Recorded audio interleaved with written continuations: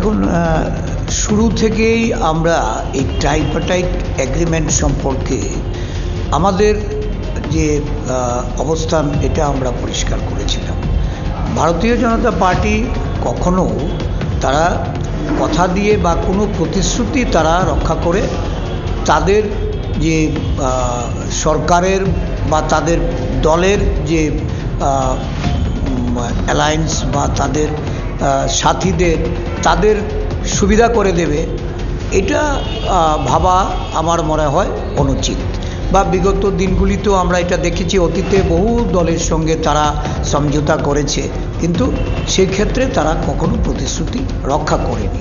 এবং এইবার আমরা যা লক্ষ্য করছি যে ত্রিপুরার ক্ষেত্রেও তারা উপজাতি উন্নয়নের ক্ষেত্রে বা উপজাতিদের তাদের ক্ষমতায়নের প্রশ্নে যে সমস্ত দাবি দাওয়া নিয়ে বিগত দিনে বিভিন্ন আঞ্চলিক দলগুলি যে তারা আন্দোলন করেছে, এই আন্দোলনকে ডাইভার্ট করার জন্য বা এই আন্দোলনে যারা যুক্ত ছিলেন তাদেরকে হেয় প্রতিপন্ন করে কিভাবে এই শাসক দল এই রাজ্যে উপজাতিদের তাদেরকে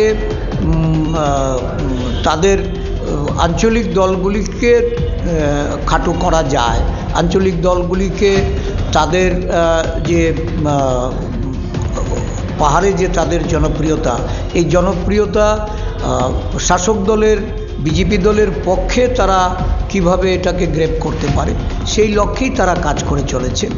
এখানে প্রদ্যুৎবাবু হয়তো ক্ষোভের সঙ্গে বলেছেন যে তাদের দাবি দাওয়া মানা না হলে তারা আন্দোলন নিয়ে মাঠে নামবেন।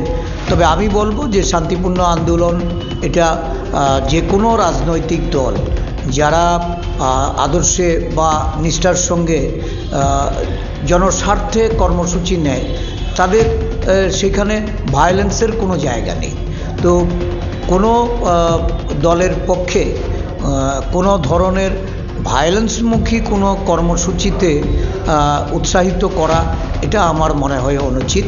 তবে আমরা আশা করব যে আদিবাসীদের তাদের যে দাবি দাওয়া, তাদের ক্ষমতায়ন, সংবিধানের মূল সূত্রের মধ্যে থেকে এই দাবি দাওয়াগুলি যারা শাসক দল তাদের অবিলম্বে সেগুলিকে নজর দেওয়া বা তার দাবি পূরণের লক্ষ্যে পদক্ষেপ নেওয়া।